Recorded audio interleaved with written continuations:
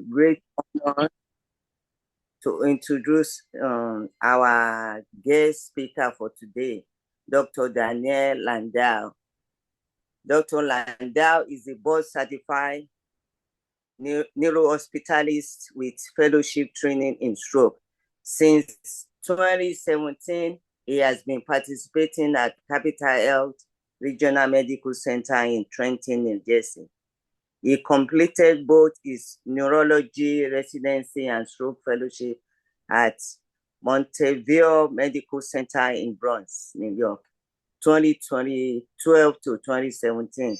He earned his Doctor of Medicine, MD, from New York University School of Medicine in 2012. Should we follow Dr. Landau? He can be reached at 908-415-5290. Dr. Landau, the floor is yours. Thank you for joining the stroke preventive treatable seminar. Thank you all for coming. Well, thank you for having me. So the talk today is going to be about just an overview of stroke. Since May is Stroke Awareness Month in the U.S., so it's something that happens fairly commonly. So it's something that everyone should be aware of to recognize the signs, the symptoms, ways to try to prevent it from happening, and what the treatment options are if it should happen.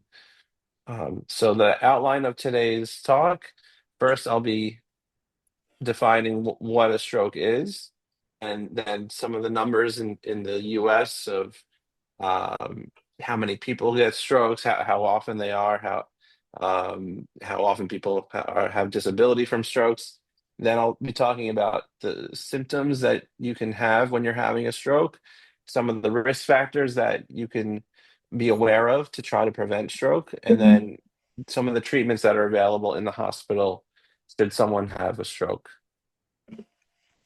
So, what exactly is a stroke? It's simply put, the healthy brain requires blood flow, blood supply. All organs in our body need a healthy supply of blood. So, if one of those blood vessels becomes blocked, then that portion of the brain where the blockage is not getting the blood it needs, and that becomes damaged, and you end up getting brain cells that die. So you get a blockage of blood flow causing injury to the brain, and that's basically what a stroke is. Now, the blockage could either be a blood clot, or it can be plaque that blocks up the blood vessel. Those are the more common causes. And then the lesser common cause is when you have actually the blood vessel ruptures and you get bleeding into the brain, causing tissue damage. But basically, it's damage to the brain from an interruption of blood flow to that region. Now, there's another subtype of stroke called a transient ischemic attack, or TIA. You may have heard of this as a mini stroke. It's basically the same thing as a stroke, but it's temporary. It doesn't last. It goes away. A TIA can be a warning sign that you might be at risk for a stroke in the future. So a TIA should be taken with the same seriousness as a stroke should, because they're very similar in their cause. It's just that TIA, it gets better. It's usually less than 24 hours, whereas a stroke is more permanent. It doesn't go away.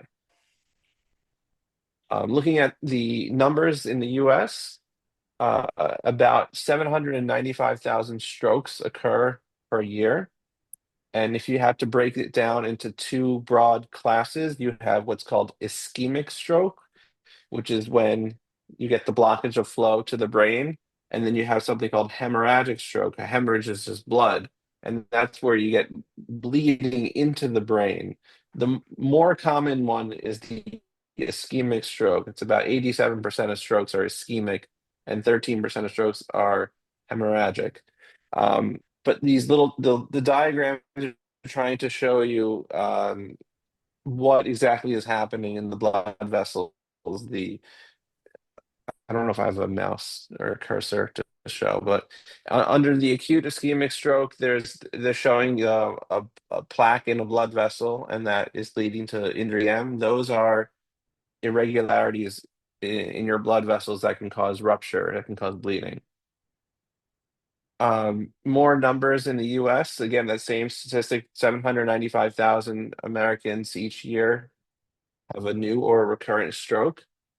And of people with strokes, about 137,000 people will actually uh, die from the stroke. Um, so every 40 seconds, there's a stroke happening somewhere in the country. And there's someone who's unfortunately passing away from a stroke every 4 minutes. It's the number five cause of death, and it's the leading cause of disability. So it's something that's what to do about it and how to prevent it. So some symptoms that you might have, it all really depends on what part of the brain is affected, since different regions of brain have different function. So not all strokes look alike, but there are some commonalities, some certain features that you might see. So a common thing that you might see from a stroke is weakness on one side of the body. You might have drooping on one side of the face, one arm or leg or both can be weak. Usually, if there's weakness, it's on one side. Usually, one side is weak and the other side is unaffected. In addition to weakness, you can have numbness, like you don't feel the sensation on your skin. Either of those can be a sign of a stroke. So in addition to weakness and numbness, there can be changes in your speech. The words might come out slurred. There might be a disconnect between what the person is trying to say and what is actually coming out. So there can be confusion. There can be a difficulty understanding where someone might be talking to a person and that person might not understand what's being said to them. All of these, there's a term called aphasia, but it's basically some type of language dysfunction that's happening, which could be a stroke. In addition to the weakness and then language problems, you can have certain types of strokes affect vision. So you might have trouble seeing half of your visual field. So only things on the right are visible, and things on the left you're just not aware of. That could be a sign of a stroke. Other things that are not as unique to stroke, but things that to be aware of, things like dizziness or loss of balance. Now, dizziness does not always equate to a stroke. Dizziness can happen for other reasons, but it should be at least on your radar that it could be a sign of a stroke. But yeah, imbalance, trouble walking, that can be a sign of a stroke. And then the small percentage of strokes that involve bleeding in the brain can cause severe headaches. So if someone has a sudden worst headache of life, that could be a sign of a hemorrhagic stroke, which is a little different from the ischemic strokes. Now, who gets strokes? What are the risk factors for a stroke? And there are a lot of risk factors, some of which are preventable and some of which are not preventable. So those are the two broad categories. Things that are preventable can be modified through lifestyle changes, sometimes medications if necessary. And there are other things that are not modifiable, things like age, race, gender. These are things that are just a fact of life that are just to be aware of that are not modifiable. Um, so yeah, having a risk factor doesn't necessarily mean you're going to have a stroke. These are things that can be managed. It's just to be on top of it. Um, so these are some of the uncontrollable risk factors. So age is a very strong determinant in terms of stroke. Um, a- about two-thirds of all strokes happen to people over age 65. Um, and there's a very high correlation with age and stroke, and that just has to do with over time as people age, things the body just doesn't work the way it used to, and um, stroke is just often something that it happens, and even if you are taking care of things, The older you are, the higher the chance of it happening. In terms of gender, there's a slightly higher risk in males than females, but it's very minimal. So it's not something that would weigh heavily in my assessment. Race, there is a higher proportion of strokes in African American populations, as well as some Latin American populations too. And then family history, if there's family members, parents, grandparents, siblings who've had strokes, sometimes there's certain things that run in families that can predispose you to stroke. So now those are the uncontrollable things that are just a part of life. Now the controllable risk factors are things that um, can be managed. One of the what I think is the most important thing is taking care of your blood pressure, because so many people, you don't know you have high blood pressure because your body doesn't feel it. It's sometimes it's called the silent killer. Not to sound too morbid, but uh, high blood pressure is, unless you're seeing your doctor regularly, it can creep up on people and you have no idea it's there.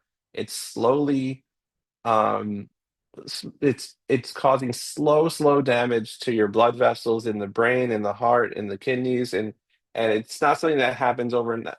I mean, a stroke does happen very suddenly, but high blood pressure is something that happens slowly over time. So if this is managed, it can really help reduce your risk for stroke. And heart disease, if you've had a heart attack or if there's some heart arrhythmia, this is something that if you're seeing your doctor regularly will be aware of, because there's routine tests like EKGs and blood tests that look to see if there's any heart disease that can be managed. Diabetes is another very common uh, condition that it's starting to occur earlier and earlier in age. And there's a simple blood test to see if you have diabetes or not, or what's called pre-diabetes, where you're sort of at the borderline. And that can be, that's another risk factor for stroke. And cigarette smoking is something that I would just recommend if anyone smokes cigarettes that they stop. It could be very challenging to quit. I have family members who have been challenging uh, with quitting smoking, but it only does harm to not only in terms of stroke, it's cancer risk, lung emphysema. There's a lot of downsides to cigarette smoking. So that's something that's I would say attempt to quit if possible. Um, so some of these things I touched upon a bunch of them already, but in terms of blood pressure, to monitor your blood pressure, so go seeing your family doctor yearly. If you do have high blood pressure, you can buy a blood pressure cuff at home so that you can monitor your numbers to make sure that the numbers are good. Um, and then things like cholesterol, this is just again at your doctor's office, your blood sugar levels. If you do have diabetes, um, it depends on the type, but sometimes people require insulin, which require a lot of education on sugar management. Um, but that's one other risk factor. And then just other things like diet and exercise. There's sort of different schools of thought on diet, but um, exercise is just at least 30 minutes a day of some type of whether it's walking, running, gym, sport. It really just to be active is better. And then I already said about smoking to avoid it if possible. Um, so in terms of the diet, things that are there's something called a Mediterranean style diet. I don't have it written on the slides, but um, if you had to have meat, typically red meat tends to be worse for stroke risk as opposed to things like fish or white meat. Um, and then fruits and vegetables are good. Things that are low in sodium, low in saturated fat, low in cholesterol. These things all help lower your risk of high blood pressure, high cholesterol. Um, and then in terms of maintaining a healthy weight, there's a term called BMI, body mass index. That's something that if you go to your doctor and they'll check your height and weight, and that number can be calculated and can be a determinant of if you're in the right range or not. Um, so higher BMI is a higher risk for stroke as well. And then, yeah, being active, as I said, just there at least 30 minutes of some type of moderate exercise for most days of the week is what's recommended. And these are things I already mentioned about checking blood pressure. You can buy a cuff, and then cholesterol levels at your doctor's office at least once every 5 years. And these are just an outline of all the things I mentioned. And in terms of blood pressure, the numbers, if the top number is higher than 140, that is something that needs to be controlled. If that top number is less than 140, then you're pretty much in a good range. Now that number varies upon age. The older you are, the higher that number can be, and still be tolerable. But once it's getting in the 150s or 160s, that's really too high. Um, there's something called atrial fibrillation. I don't. Some people may not have heard of atrial fibrillation, but it's an irregular heart rhythm that um, it's sort of an independent risk factor for stroke, separate from these other ones I mentioned. But if you do have atrial fibrillation, people are prescribed blood thinners for that, and that's something that your doctor would have to talk to you about. Um, yeah, I'm just reiterating a lot of these other ones. Smoking, diabetes, physical activity, weight, and then family risk. All right, now the symptoms I was talking about for risk, what are some of the signs and symptoms of a stroke? I mentioned the weakness, numbness, difficulty with your speech, difficulty with your vision. There's a mnemonic. It's a phrase, be fast, BEFAST. Each letter stands for a different symptom. So B stands for balance, E stands for eyes, F for face, A for arms, S for speech, and T is for time. So the T is not a symptom, but it is of the utmost importance that if any of these symptoms are recognized, get to the hospital as soon as possible, because the treatments for stroke are limited by the amount of time that has gone. If the symptoms have been going on for more than 4 hours or 5 hours, you may not be eligible for a treatment because there could be too much damage from the stroke already.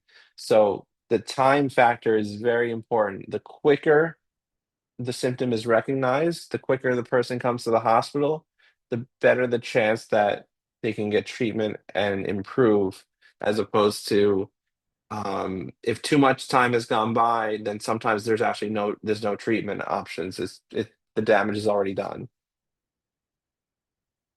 Um, these are just to reiterate a lot of the symptoms I was talking about earlier that you might recognize for a stroke. So I'll just reiterate some of these. Facial droop, so one side of your face being drooping, sagging compared to the other. Slurred speech, the words are not coming out clearly. Dysphagia and aphasia are when you're not understanding, or the words just are not in conjunction with what you're thinking. Numbness is just the sensation of like things you don't feel it when something's touching you on one side. Um, yeah, weakness on one side, uh, difficulty walking, dizziness, loss of balance, vision changes. Um, the bottom few are a little less specific. Incoherence, incontinence, altered mental status. These are things that aren't necessarily stroke, but it can be other things as well. But the first ones are more unique to stroke. If there's one side of the body that's asymmetric than the other, that's a strong indicator this could be a stroke. These are I'm not sure about this. We'll continue.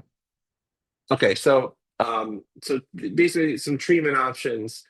Um, there's a condition called a large vessel occlusion. So I was talking earlier that a stroke is when you get a blockage of blood flow to the brain. Now, these blood vessels are vary in size. They can be very small blood vessels, and they can be large blood vessels.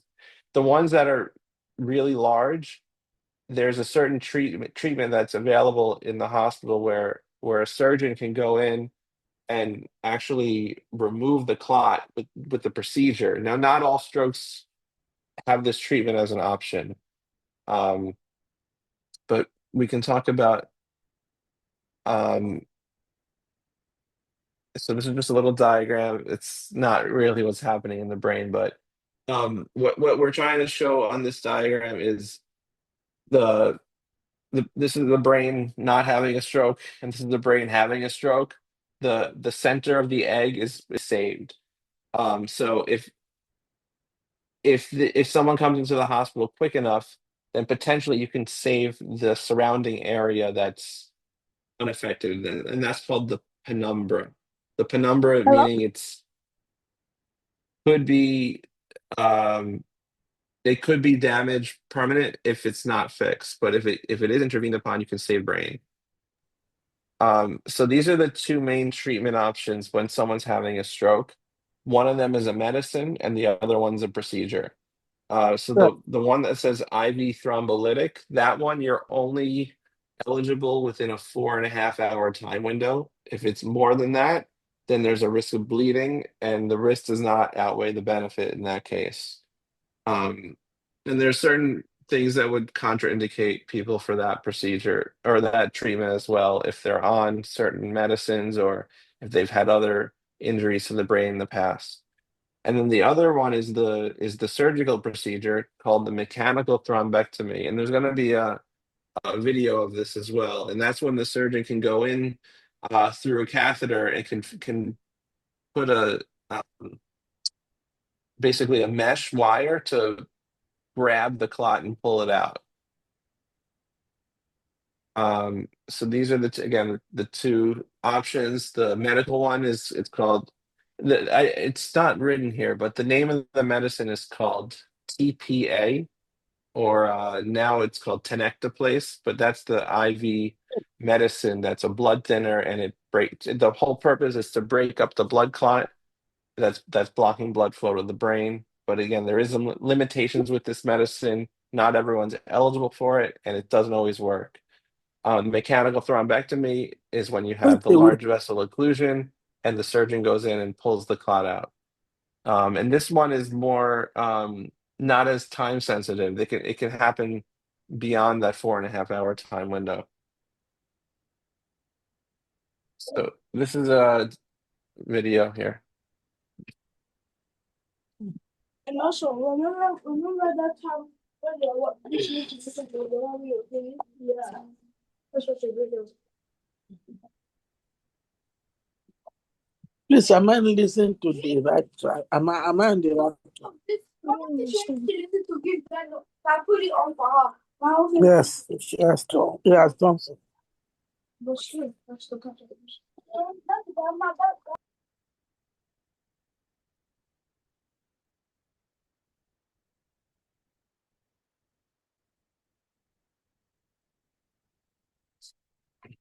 I guess it cut off. But this video was showing the procedure that they do to remove the clot. They put the wire through and grab the clot and pull it out. And I've seen some really tremendous recoveries after these procedures where a person comes into the hospital with severe symptoms and after the procedure is talking clearly and is moving both arms and legs. So it can be a real lifesaver if this type of stroke is occurring and it's caught quickly. And again, there's this mnemonic B fast. It's just good to remember that the signs of a stroke. Each of the letters has a different meaning. The B is balance, E is eyes, F is face, A is arm, S is speech, and T is time.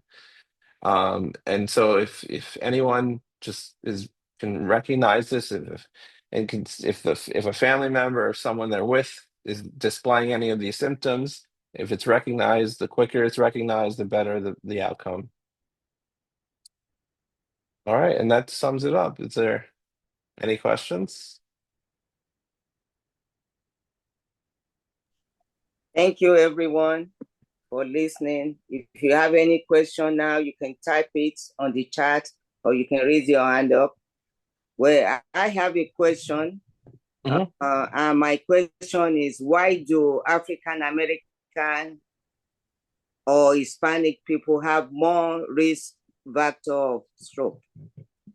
It's not clear. There's debate upon that. It could be genetics, could be upbringing. There is a higher obesity in these populations, so that could be a correlating factor, but it's not 100% clear whether it's probably a combination of things, but the numbers do play out as such.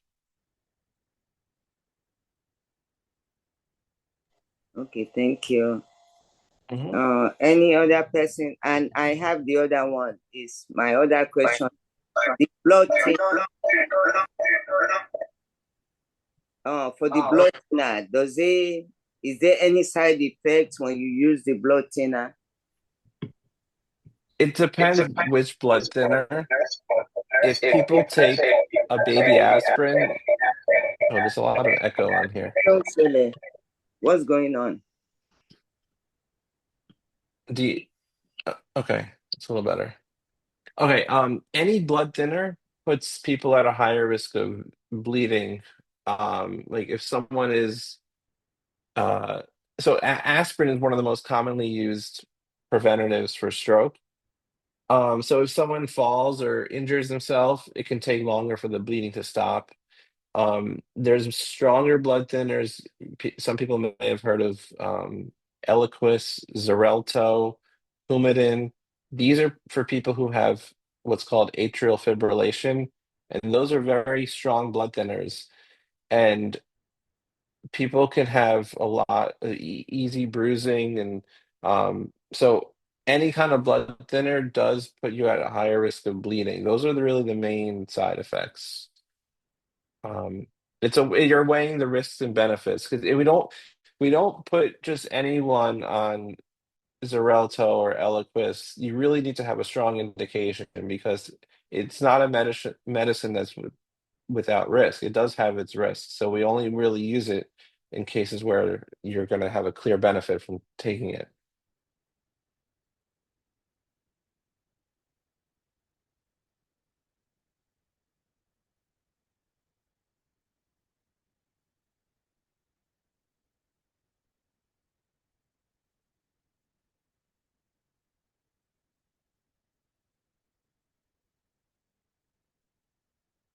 Are there more questions? I don't know how to look at the chat. I have a question. Okay. We were told that effect of physical therapists on stroke victims, that is very good for them to maintain and be on PT than even using the medication. Can you advise? Wait, are you saying someone who's already had a stroke, or Yes, someone that has a stroke, that the PT is more effective than even um you know. yeah, I didn't touch upon the after effects of a stroke, but yeah, physical therapy is a very common way that people relearn how to use the parts of the body that were affected. Um, Now, so depending on the stroke, some people regain complete recovery if the stroke was small or if it was only affecting a region of the brain that didn't have major function. But the purpose of physical therapy is to try to help the healthy parts of the brain take over the function of the injured part of the brain. So I agree, physical therapy is a great way to have the brain heal, but it's not a guarantee. Some people after a stroke still have long-term symptoms. It's just it's a case-by-case basis. Okay. There's a question that says, is brain aneurysm considered to be a stroke? Brain aneurysm? Yes. Yeah, so a brain aneurysm can cause what's called a hemorrhagic stroke or a bleeding stroke. Now, having an aneurysm is not bad. there's many people with aneurysms. It's only when they grow very large, the larger they are, the higher the chance that they rupture and cause bleeding. So in short, yes, an aneurysm when it ruptures can cause a hemorrhagic stroke.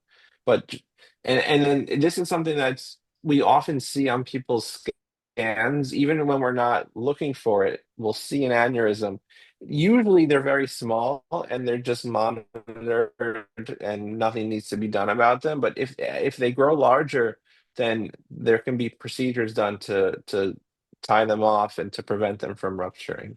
Okay. There's another question. Say, what does recovery from a stroke typically look like, and how long does it take?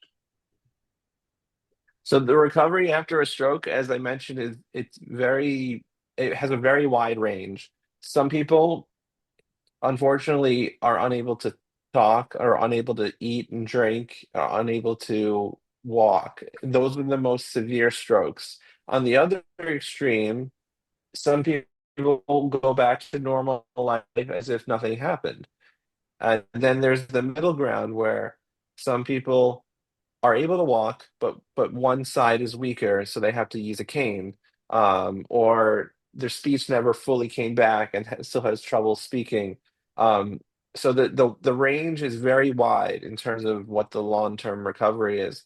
In the time frame, usually the first 3 months after a stroke is when the majority of the brain recovery happens. But there is still improvements that occur beyond those 3 months. It can be up to 6 months or even more. Um, but that's the typical time frame. Those first 3 months are really the formative months when most of the healing is happening. Okay. Another question: how strong is the connection between belly fat and stroke? The belly fat there is a correlation. It's something called the metabolic syndrome. Belly fat is often corresponds to high blood pressure. It often corresponds to high cholesterol. A lot of these things come in clusters. If you have one, and you could, so it could be, but not necessarily. But belly fat often does correlate with a lot of these risk factors. Okay, a question: how old is your youngest stroke patient? How young? I've seen a stroke patient who is my youngest probably was 21. Oh, But I've seen strokes, people in their 20s, 30s, 40s, but it's much less common. Like on a given, let's say throughout a year, maybe I'll see, I don't know, 10 people who are under 40 with a stroke, but I'll see hundreds that are older than that. So it can happen. It's very uncommon, but it can. And yeah, I remember it was during the pandemic, a 21-year-old with a stroke. so what can be the cause of a young person like that having a stroke? Sometimes there's genetic factors. If you're 21, you have a stroke, you can have a clotting disorder where your blood has a higher tendency to clot. Um, there's certain heart conditions that you can be born with that predispose you to stroke at an early age. So it's usually something out of the norm. But there are sometimes I've seen 30 and 40-year-olds who have advanced diabetes and advanced hypertension, high blood pressure, even though they're only in their 30s.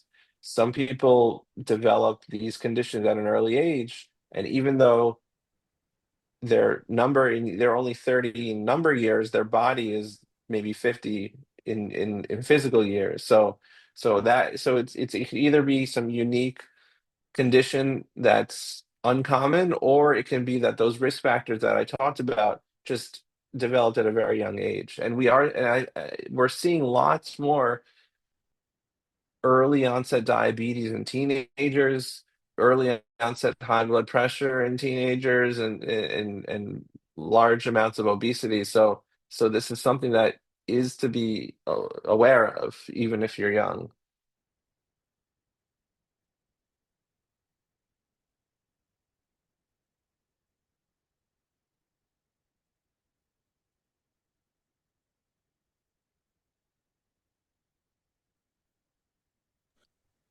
Okay. What should someone do if they suspect someone is having a stroke? The first thing you call 911. You get the person to the hospital, because none of the treatments at home would be sufficient. Like you can take aspirin, but the aspirin is only going to it's not going to get rid of that blood clot. Aspirin's a preventative, but once the stroke's happening, it's not really going to do much. So yeah, call 911, come to the hospital.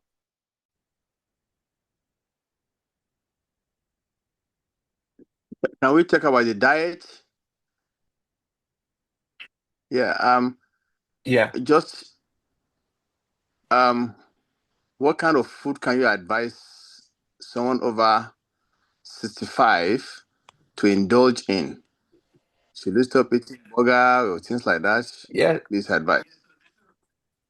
Yeah, so this is one of the topics in stroke that there is a little bit of unclear consensus as to what the best diet is, but um, there is literature on what's called a Mediterranean style diet, and it deals with less red meat, less animal fat, and more oils that are from plants and legumes, fish, whole grains. Um, so things that so basically less red meat and less um, animal fats are sort of the things to avoid.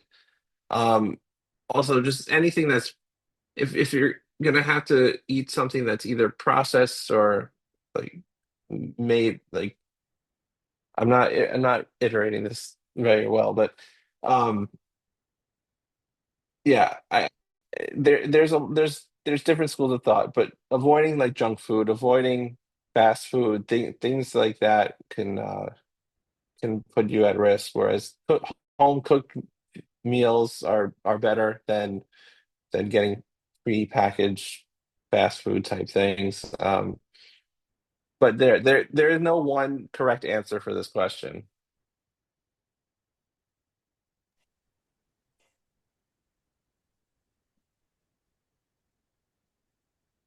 Okay. I'm sorry if I didn't have a clear answer. Okay. Do anybody have any question? Type it in or you raise your hand up.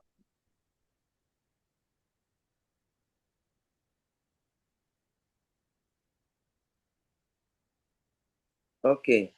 What should someone do? No, that's not the one. Okay. What is the window to what are the most effective daily practices individual can adopt to reduce the risk of stroke? So the things that in your daily life to reduce the risk of stroke, yeah, maintaining daily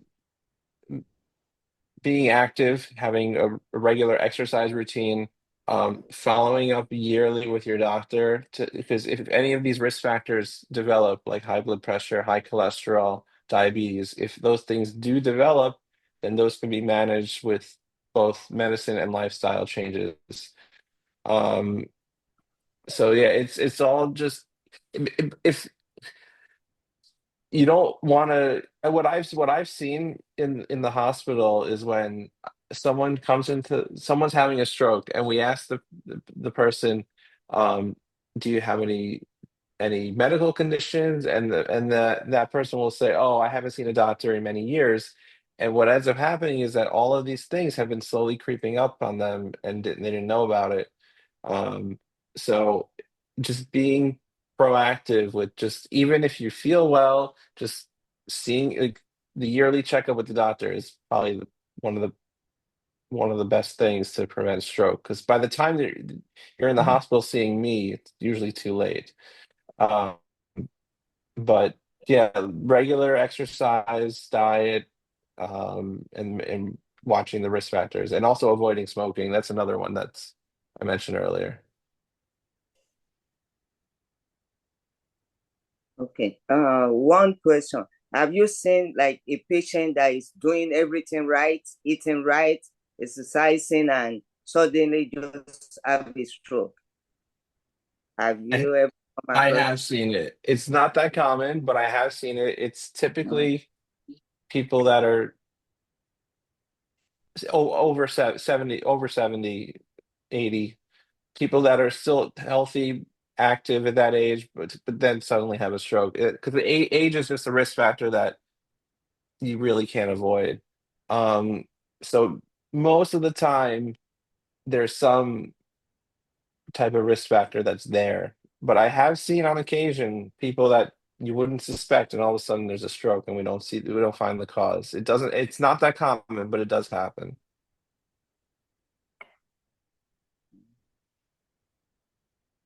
I have a quick question. Can you hear me? Yes. Yes. So you mentioned something about regular exercise.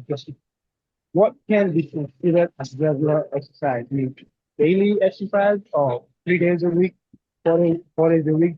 What is exactly, what does the regular exercise look It's well, there was one slide. It said the recommendation from the one slide that I had said 30 minutes of some form of exercise most days of the week. It's vague. It doesn't give a clear answer. It varies from person to person. It can be 3 days a week, it can be 5 days a week, and also the intensity of the exercise is different. It's like some people run multiple miles, some people just walk, other people do intense sort of like fitness training. It, everyone's different, but it would be at least, I would say at least 3 days a week would be really a minimum of exercise. But not every, I mean, everyone has different levels of activity. It's just what you want to avoid is just being completely sedentary without any physical exercise. Thank you. Okay. Again, if you need to get in contact with Dr. Landau, his number is 908-415-5290. One question here, please. What is the correlation of stress and stroke? So stress it's an interesting question because you can't put a number on stress. There's nothing we can actually measure, but stress does tend to make things worse. So if someone has diabetes, for example, stress can make the numbers a little bit harder to control. It can make the blood pressure a little bit harder to control. So stress can definitely play a role. It's not as tangible as these other things because you can't point to a number. Um, so that is something that if someone has high levels of stress, it could make some of these risk factors a little bit worse.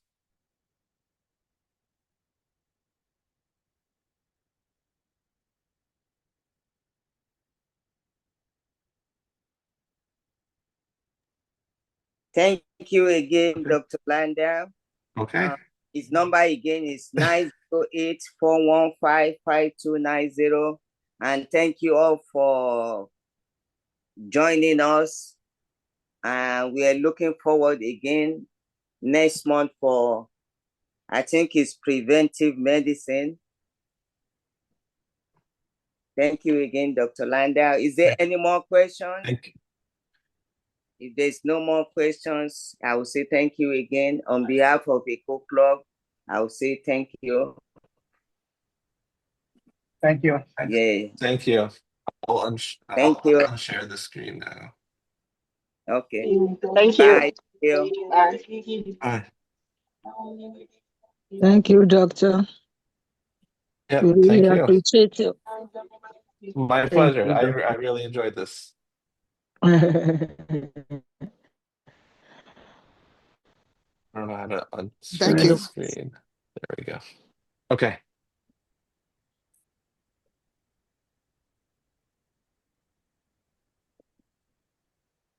Yeah. Remember again, Eko Club International is having its 25th anniversary in September.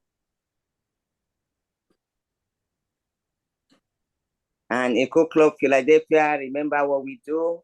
We're a non-profit. We give back to our community. We partner with Ronald McDonald's, Homefront. We do highway. We give scholarship. And please, if you want to support us, you can zell us at Eko Club Philadelphia at gmail.com. Thank you all. Thank you. You're welcome.